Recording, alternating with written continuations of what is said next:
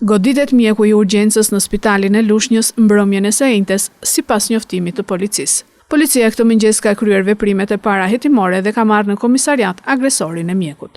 Sipas policisë, Altinalla, që përveç se punonjës i repartit të oksigjenit është bashkëshort i kardiologes së spitalit të Lushnjës, është konfrontuar me mjekun e urgjencës Doris Sholla për shkaqe banale. Dje për një rast urgjence, mjeku i urgjencës ka thirrur mjeken kardiologe.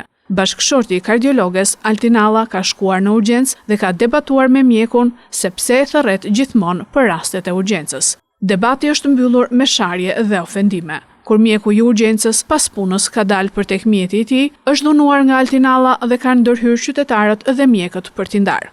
Sot në mëngjes policia ka kryer veprimet dhe ka arrestuar Altinallën. Gjithashtu ka marrë dëshmitë e personave që kanë qenë prezent kur kanë debatuar, si dhe kamerat e sigurisë së spitalit për të kompletuar hetimin. Mjeku Doris Sholla nuk është prononcuar. Ai është mjekuar nga kolegët në reanimacion dhe ndodhet në banesë.